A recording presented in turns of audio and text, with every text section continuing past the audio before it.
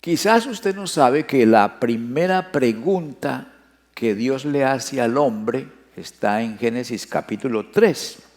Y la pregunta es, ¿dónde estás tú? Esa fue la pregunta que Dios le hizo a Adán. ¿Dónde estás tú? Y la segunda pregunta se la hizo a Caín. Y la pregunta que le hizo a Caín es, ¿por qué estás enojado? ¿Y por qué ha decaído tu semblante? Son las dos primeras preguntas que Dios le hace al hombre. ¿Dónde estás? ¿Y por qué estás enojado? Esas dos preguntas están relacionadas. Le voy a decir por qué están relacionadas. Primero, porque el que hace las dos preguntas es la misma persona. Es Dios preguntándole a Adán, Dios preguntándole a Caín. Y la segunda razón por la que están relacionadas es que en el caso de Adán y en el caso de Caín, los dos estaban bajo la influencia de una emoción muy fuerte. Adán estaba bajo la influencia del temor.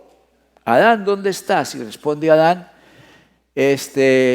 estaba desnudo y me escondí porque tuve miedo. Miedo es un gigante del alma muy difícil de dominar. En el caso de Caín, él no respondió a la pregunta, pero sabemos que Caín estaba enojado, porque dice el versículo 5 del capítulo 4, y Caín se enojó en gran manera. Otras Biblias dicen, se ensañó en gran manera, o sea, se irritó él mismo. Entonces la ira es otro gigante del alma difícil de dominar. Dos emociones fuertes. Hoy nos vamos a ocupar de analizar el asunto de la segunda pregunta y la respuesta, ¿no? O el problema de la segunda pregunta, que es la ira. Existe una tendencia en el ser humano a negar sus emociones, especialmente la ira y el temor. Si usted le pregunta a una persona, ¿tienes miedo? Entonces parece que estuviera programado para decir que no. Aunque las piernas le estén temblando, dice que no. Pero porque en nuestra cultura, yo conozco la cultura hispana, como que negamos eso. Yo no sé en otras culturas. Y la ira, si le preguntas, ¿estás enojado? También va a decir que no, aunque esté echando chispas, ¿no? Negamos esas emociones. Si negamos que tenemos ira o que tenemos miedo, entonces nos estamos mintiendo a nosotros mismos y le estamos mintiendo a los demás. Y con mentiras no podemos solucionar el problema de la ira y tampoco podemos arreglar el problema del miedo. Si lo vamos a arreglar, si vamos a controlar esas emociones, tenemos que comenzar por aceptar que tenemos miedo o que estamos enojados. Acaba el hermano de cantar, guiarnos en un canto que dice, tus ojos revelan que yo nada puedo esconder, que todo lo sabes de mí. Entonces, ¿para qué nos decimos mentiras? Es mejor aceptar la realidad. Bueno, pensemos en una escala de 1 a 10. 1 es ira poquita, manejable. Y 10 es la máxima intensidad de ira, donde ya uno comienza a echar humo, ¿no? Me gustaría ver las manos de los que han experimentado la ira al grado de 10. Levanten la mano. Levanten. Gracias, gracias. Ustedes aceptan la ira. Los demás niegan la ira, ¿ya? Y negando la ira, no la pueden manejar. Ahí los pesqué. Mire, yo en mi vida he experimentado la ira a un grado de 10, 3 veces en mi vida. Y eso es serio, eso es serio. La primera vez se me quemó el fusible, hice un poco de tonterías. Y la segunda vez lo manejé mejor, pero decayó mi semblante. Y así. Y me gustaría no volver a tener ira a ese nivel. ¿Ya? Dios pregunta, ¿por qué te has enojado? Esa es la pregunta de Dios a Caín. ¿Por qué te has enojado? Fíjese que la pregunta tiene la pregunta ¿por qué? ¿Por qué te has enojado? Ese por qué nos lleva a explorar. Es una pregunta difícil porque cada vez que le preguntan a usted ¿por qué? Pues lo ponen a pensar. Y entonces no nos gusta. Mejor cuando nos preguntan qué, o dónde, o cuándo. Pero cuando dicen por qué, ahí le toca a uno ponerse a pensar. Por eso no nos gusta. Esta pregunta ¿por qué? En algunos casos no es buena. Por ejemplo, si usted está sufriendo, o tiene un accidente, o le va mal, y se pregunta ¿por qué? ¿Por qué, Dios mío? ¿Por qué a mí? Eso no le sirve de nada. Pero en el caso de las emociones, de la ira, del enojo o del temor, sí es conveniente preguntarse ¿por qué? Porque lo va a llevar a la causa de la ira y del enojo. Y ahí usted puede comenzar a aplicar la solución. Entonces, analizando en este pasaje, vamos a mirar, vamos a volver un poquito atrás y vamos a leer Génesis capítulo 4, 6 al 7. Y allí encontramos que dice así: entonces Jehová dijo a Caín, ¿por qué te has enojado y por qué ha decaído tu semblante? Si hicieras lo bueno no serías enaltecido, pero si no lo haces, el pecado está a la puerta, acechando. Con todo, tú lo dominarás. Caín dijo a su hermano Abel, salgamos al campo. Y entonces ya tenía algo en mente, ¿ya? Entonces vamos a analizar las palabras de Dios a Caín y de ahí vamos a aprender acerca de la ira. Porque Dios cuando habla, Él sabe por qué habla y qué dice. Y sus palabras son verdaderas y de ahí podemos aprender acerca de la ira. Entonces lo primero que vamos a encontrar aquí es que Dios conoce nuestras emociones. Como dice el canto, tus ojos revelan que yo nada puedo esconder, todo lo sabes de mí. Entonces Dios conoce tus emociones. Ahora sí, el número 1. Entonces Jehová dijo a Caín, ¿por qué te has enojado? No le preguntó, ¿qué te pasa, Caín? Esa no fue la pregunta, ¿verdad? No fue esa. La pregunta fue, ¿por qué estás enojado? Cuando uno niega la ira, es como levantar la alfombra y barrer la basura ahí debajo. O como pintar o decorar la fachada sin arreglarla la pared y la pintas de otro color. Es negar la realidad emocional. Entonces, delante de Dios no debemos negar nuestras emociones. Es mejor decir, Señor, estoy enojadísimo, y reconocer esa emoción. Dios nos creó emocionales y las emociones no son ni buenas ni malas. Nos las dio porque somos seres sensibles, sentimentales, intelectuales, pero también somos emocionales y sentimentales. Entonces no es malo sentir una emoción, no es malo sentir miedo, tampoco es malo sentir ira o enojo. No hay nada malo en eso. A veces nosotros pensamos que sentir miedo es cobardía. De ninguna manera. Es lo que tú hagas con el miedo. Si te dejas dominar por el miedo, ¿sabe qué puede pasar? Que hace una de dos cosas, o sale corriendo o ataca. Y si ataca, ya formó un conflicto, porque ahí la solución puede resultar peor que el problema. Pero el miedo en sí no es malo. El problema o lo malo está en qué vas a hacer con el miedo. La ira igual, no es ni buena ni mala. Lo malo está en qué vas a hacer con la ira. Una cosa es tener ira y otra cosa es que la ira te tenga a ti, que te controle, que te domine. Es lo que pasó con Caín. Dios le pregunta, ¿por qué te has enojado? Y él no responde. Pero ya sabemos lo que pasó. Se quedó con esa ira ahí adentro y esa ira lo llevó a matar a su hermano. Entonces, lo malo de Caín no fue que haya sentido ira o enojo. Lo malo es lo que hizo con la ira. Por eso Dios le dice, el pecado está a la puerta, pero tú lo dominarás. El control está en ti. Entonces, no es malo sentir ira. Jesús experimentó las emociones.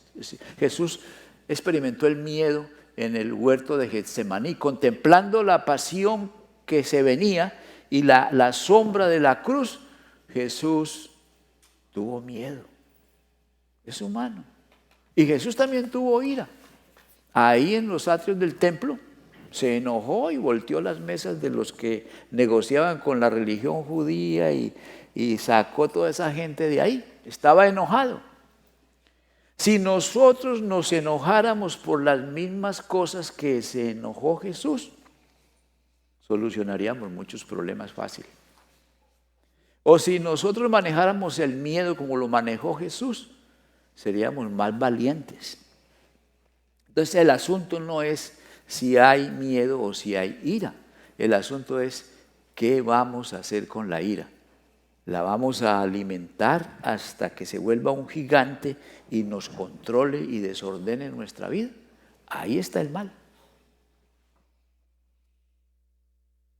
El miedo me puede alertar de un peligro o de un riesgo. Entonces es bueno. La ira, cuando es justa, cuando me enojo por una injusticia, eso está bien. Si no nos enojamos ante la injusticia, entonces, ¿a dónde vamos a ir a parar si somos indiferentes ante las injusticias? Pero si nos molestan las injusticias, eso es un buen síntoma. Ahora, no vamos a hacer la solución peor que el problema. Hay que controlar esa ira. Entonces, evite negar sus emociones. Acepte que está enojado. Entonces está enojado y le dicen, hermano, ¿usted está enojado? No diga que no si está enojado, diga sí, lo siento, se me va a pasar. O hermano, ¿usted está enojado? Sí, por favor, téngame paciencia. Y ya, porque todo mundo experimenta la ira. Bueno, siguiendo, explorando más estas palabras del Señor a Caín, podemos aprender que Dios nos recuerda que la fuente de nuestras emociones está en nosotros. Ahí dice así, entonces Jehová dijo a Caín, ¿por qué te has enojado? La pregunta no fue, ¿qué te pasa, Caín? Tampoco la pregunta fue, ¿quién te hizo enojar? Tampoco le preguntó, ¿quién te ofendió? Sino, ¿por qué te has enojado? ¿Está entendiendo? ¿Por qué te has enojado? Porque fue Caín quien se enojó porque le dio la gana. Él mismo decidió enojarse. Las balaceras aquí en Estados Unidos aumentan, ¿verdad? Estamos viendo un programa de televisión o mirando la computadora y de pronto se interrumpe eso porque hay una noticia, una balacera en una escuela, en un supermercado, en un lugar de trabajo. Últimamente han ocurrido en templos, ha habido balacera. Y entonces hay gente que dice que eso ocurre porque hay armas, porque existen las armas. Y el pueblo está dividido, unos que dicen que no y otros que dicen que sí. Pero Caín no mató a Abel con un rifle, ni con una pistola, porque no se habían inventado. Probablemente fue con una piedra, con un palo, con sus propias manos, o como dicen por ahí, con una quijada de burro. Pudo haber sido, quizás. Pero mire, sin la ira acumulada de Caín, la piedra, el palo o la quijada de burro, pues se hubieran quedado en su lugar, ¿o no? Son cosas inanimadas, sin voluntad. Ahora, que una pistola, un rifle, una ametralladora un cañón, un tanque de guerra, lo que sea, eso hace la ira más peligrosa y hace la ira más desastrosa. Entonces, mientras más avanza la tecnología y nosotros seguimos así de descontrolados, por eso están diciendo de la guerra entre Rusia y Ucrania, que no hay que llevar a Putin al extremo, que siempre hay que dejarle una salida, porque cuando una persona está enojada y frustrada y la llevan al extremo, puede cometer una locura. Y Putin no tiene una pistola, ni una quijada de burro. Tiene bombas atómicas. Entonces, si las armas nos hacen más desastrosos, pero la causa no es el arma, es la ira. La ira sin control.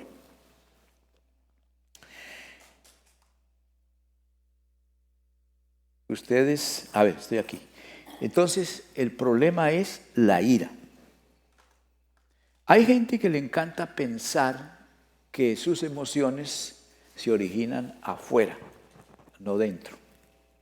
Entonces ellos piensan, ellos creen y ellos sienten que sus emociones vienen de afuera para adentro. Pero mire que que el Señor le pregunta a Caín, ¿por qué te has enojado? Porque las emociones nacen en nuestro corazón. De ahí vienen los malos pensamientos y los crímenes y todo. Vienen del corazón, no vienen de afuera. Y claro, es muy conveniente pensar que viene de afuera, porque si la ira se origina afuera, entonces yo no soy responsable, sino que el responsable es el que me hizo enojar. Las personas que piensan así lo revelan en su manera de hablar. Entonces el novio le dice a la novia, tú me haces feliz, sin ti no puedo ser feliz. Entonces su felicidad depende de esa persona. Y se casa y después le dice, es que tú me haces enojar. ¿Ya? Entonces esa persona la está controlando. Las emociones nacen dentro de nosotros. Si nosotros no somos felices porque decidimos ser felices, pues no vamos a ser felices hasta que la gente no nos complazca. Si nosotros no podemos controlar nuestro enojo, vamos a andar por ahí haciendo la debacle. El control está en nosotros. Ustedes han visto ya esos avioncitos de control remoto que llaman drones. Esos se controlan por remoto, ¿no? Hay un aparatico aquí y usted con eso lo enciende y lo eleva y lo lleva y le da vueltas y toma fotos. Muy bonito. El control remoto, lejos. Pero nosotros no somos como esos aviones. Nosotros tenemos la cosa aquí adentro, el control está aquí adentro. Nace aquí, en nuestro corazón. Y Dios es el que está dando a entender eso. ¿Por qué te has enojado? La emoción nace dentro de usted. Y claro, la idea de que las emociones mías se originan afuera, con el vecino. Mire, ahora me acabo de acordar de un hermano que andaba todo enojado porque estaban construyendo un templo allí en la otra esquina. Entonces, ellos lo hicieron enojar a él. Yo le digo, hermano, tranquilícese, tranquilícese que hay para todos. Ahí está el templo y allá hay gente. Si usted quiere ir para allá, que Dios lo bendiga, ¿no? ¿Por qué me voy a enojar por eso? Pero si yo creo que mis emociones se originan afuera, entonces sí voy a tener mucho problema. Esa manera de pensar es una manera muy conveniente, muy cómoda, porque entonces yo ya le echo la culpa a todos los demás. Y yo no tengo responsabilidad, pero la pregunta ¿es verdad eso? ¿Es eso correcto? ¿Habrá un juez donde uno puede ir y decirle, señor juez, es que me hicieron enojar y por eso le disparé y lo maté? El juez no le va a aceptar eso. Ahí las leyes son claras y van a decir que usted es culpable de homicidio en primer grado. y se va a la cárcel. Porque las emociones se originan dentro de nosotros. Analizando más este asunto del Señor, esas palabras del Señor, el punto 3, dice, Dios nos recuerda que el control de nuestras emociones está en nosotros. O sea, la fuente no está afuera, sino en nosotros. Y el control entonces está también dentro de nosotros. Aquí en esta propiedad una vez hablé con un señor que vino de ayudante de un trabajador. Y cuando hablé con ese señor, nunca voy a olvidar esa conversación porque este sí estaba bien chistoso. Él decía que Dios tenía la culpa de que él fuera marihuanero. Le digo, ¿cómo es eso? Y me dice, bueno, ¿quién hizo la marihuana? Dios. Ok. Y entonces dice, y Dios me creó a mí y yo tengo la tendencia a fumar. Entonces Dios tiene la culpa de que yo sea marihuanero. El control no está en él, sino en Dios, ¿no? Entonces Dios tiene la culpa. Pero ¿qué le dijo el Señor a Caín? Si hicieras lo bueno, no serías enaltecido. Pero si no lo haces, el pecado está a la puerta. ¿Qué más dice? Acechando. Con todo, tú lo dominarás. El control está en ti. Ahí está la marihuana sembrada, ¿no? Usted decide si se la fuma o si hace té de marihuana. Pero usted es el que tiene que decidir. El asunto va así. Vamos a mirarlo en una gráfica para entenderlo mejor. Ahí tenemos estímulo y reacción. En la parte de arriba y en la parte de abajo tenemos una diferencia en los dos dibujos. En la de arriba, el estímulo y la reacción están juntas, pegadas. Y en la de más abajito hay una separación entre estímulo y reacción. ¿Por qué la diferencia? Bueno, la de arriba representa cómo funcionan los animales, estímulo y reacción, pegado. Una serpiente, por ejemplo, la estimulas y ella reacciona. Usted le pisa la cola a la serpiente y con la velocidad de la luz te muerde, reacciona inmediatamente. Cola pisada, pierna mordida. Así reaccionan las serpientes. El ser humano es distinto. Estímulo, reacción. Y hay un espacio en el medio que se llama libertad. Algunas personas piensan que la libertad es ir por el mundo haciendo lo que le venga en gana. La libertad es esa capacidad de decidir entre el estímulo y la reacción qué voy a hacer, cómo voy a responder al estímulo. ¿Me voy a enojar? ¿Voy a hacer una pataleta? ¿Voy a ser violento? ¿Voy a explotar? ¿O voy a guardar silencio? Esa es su decisión y tiene libertad para decidir y para escoger. Esa es la libertad. Las personas que entienden y practican eso son libres. Los demás dependen de cómo los tratan y de cómo los controlan, porque las personas que piensan que el control está afuera, entonces es fácil controlarlos. Usted les echa un cuento y ellos van y hacen lo que el cuento dice. Van y reaccionan. Comienzan a hablar de primero. Entonces, vamos a mirar el caso de abajo. Hay un espacio que se llama libertad.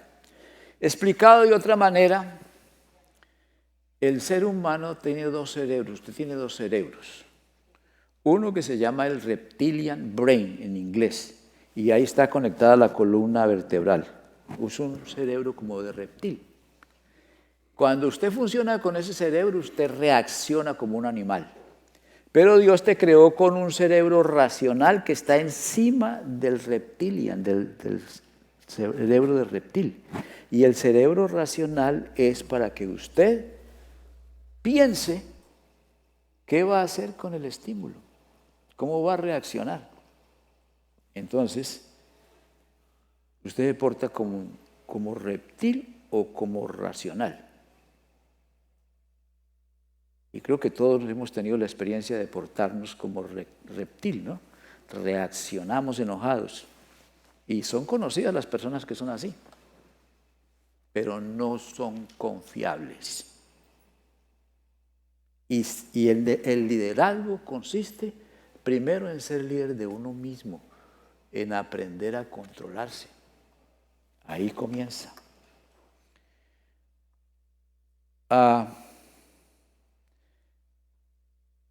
Si el control está fuera de ti, entonces quiere decir que te pueden controlar y que la manera de usted encontrar transformación y cambio comienza cambiando a la gente. Claro, si la gente es la que me hace enojar, entonces para yo ser una persona pacífica hay que cambiar a todo mundo. Cuando todo el mundo haya cambiado, entonces ya no van a tener problema conmigo. ¿Funciona eso? No, no funciona de ninguna manera. Eso comienza con usted. Ustedes me han escuchado que a veces yo critico el individualismo, esa idea de independizarse demasiado de la comunidad, de desconectarse y de no importarle la gente y de no permitir que se metan en mi vida, bien desconectado. Eso es individualismo extremo. Pero el individualismo tiene su lado bueno y el Evangelio acepta el individualismo correcto, porque el individualismo responsabiliza al individuo. Yo soy responsable de lo que digo y de lo que hago, porque yo tengo el control de mis emociones. Ese es individualismo correcto, sano. Porque mire, sin responsabilidad no tenemos palanca para exhortar, para enseñar, para redarguir, para corregir, para instruir, para enseñar. Si ustedes no son responsables por ustedes mismos, entonces yo estoy perdiendo el tiempo. ¿A quién le predica a uno si ustedes no son responsables? Pues mejor predicarle a las bancas, porque las bancas no hacen nada. Pero hay gente que es como una banca. No son responsables por ellos mismos. Y entonces, ¿cómo una persona se va a transformar y va a cambiar si no tiene responsabilidad por ella misma? Entonces Dios le dice a Caín, ¿por qué te has enojado? Y dijo, pues ese teléfono me hizo enojar.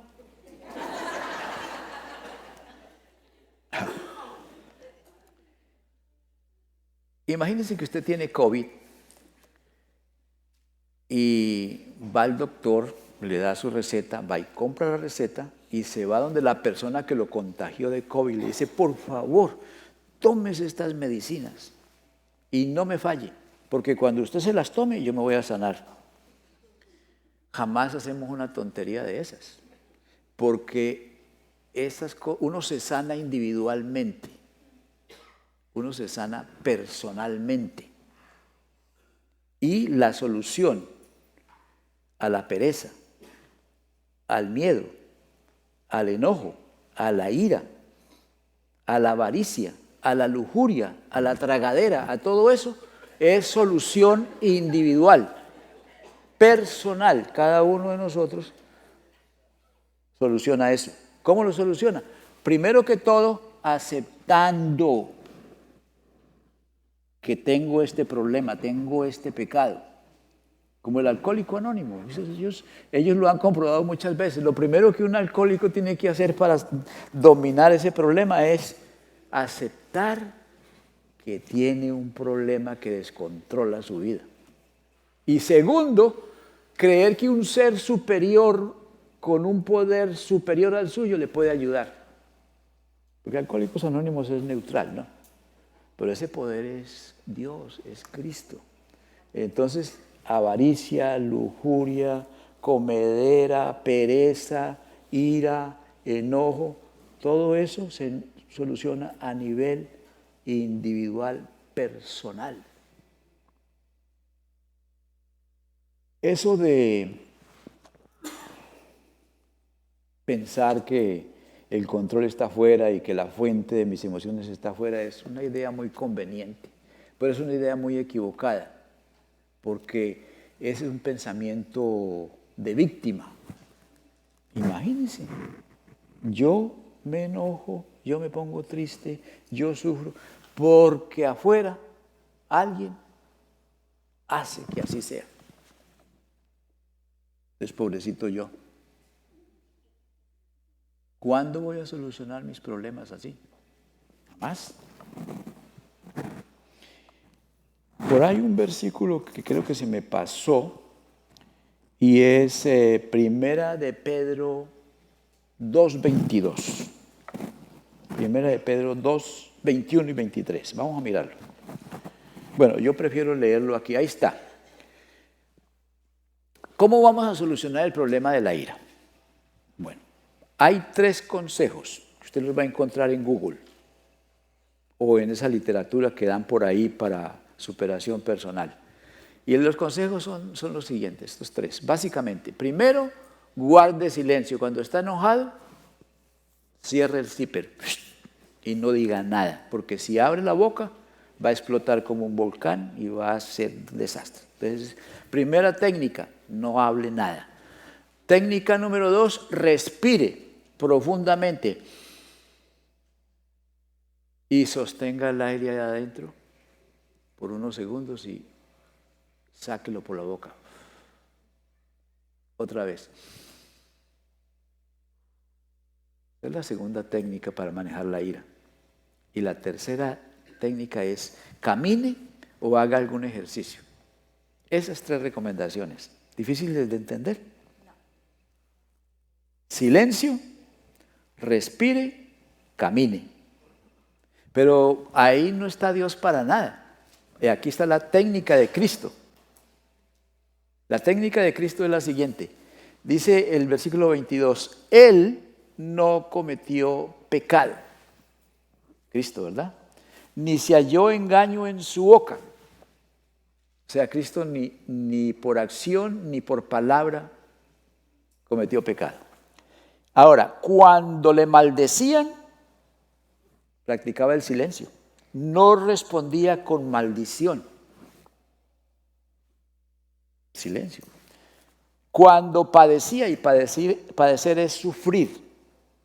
Padecer es sufrir ofensas, enfermedad, dolor, luchar con la adversidad.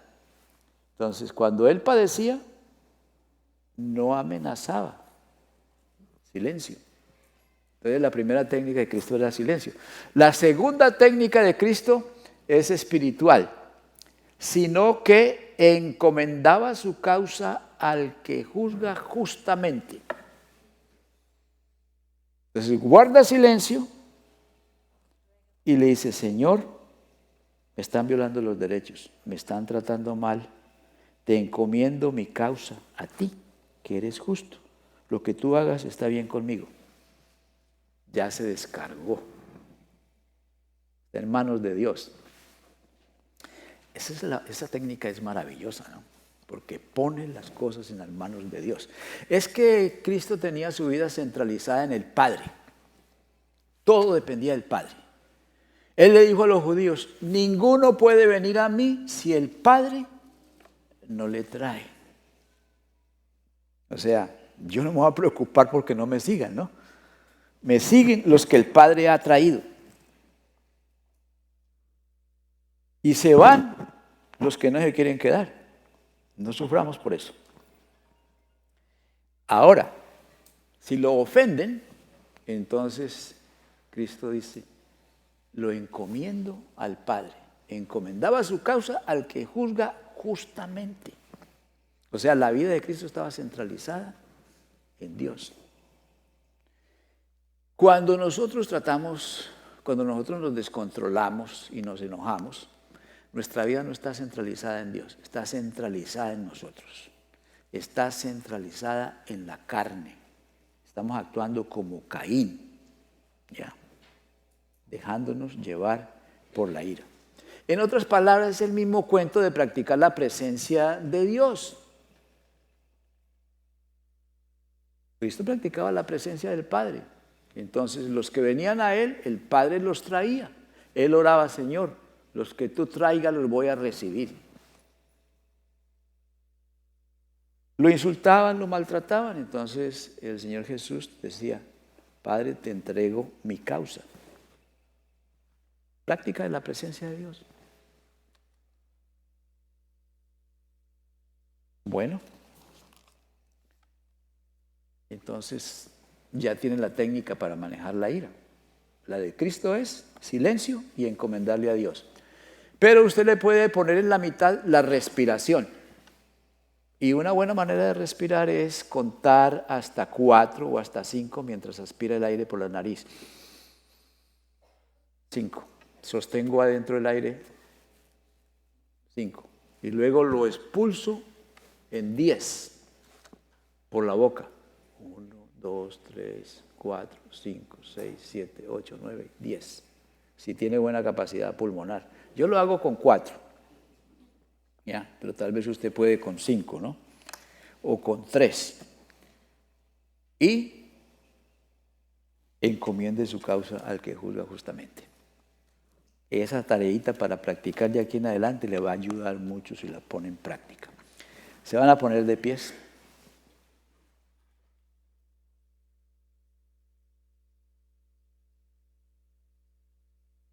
Y oramos.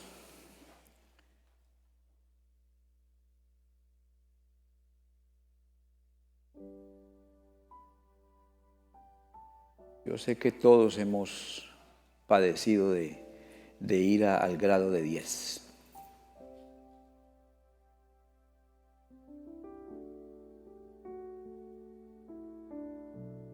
Padre nuestro y Señor del universo, pon tu mano sobre cada persona aquí presente. Haz que este mensaje sobre la ira prospere en su mente y en su voluntad. No permitas que las tinieblas que cegaron a Caín y que hoy nos rodean ganen terreno en nuestra vida. Líbranos del mal. Fortalece a cada varón y a cada hermana con tu misericordia, con tu compasión y con tu paciencia. Concédenos a cada uno que donde haya odio, traigamos paz. Donde haya oscuridad, seamos luz. Que seamos el ejemplo de Jesús.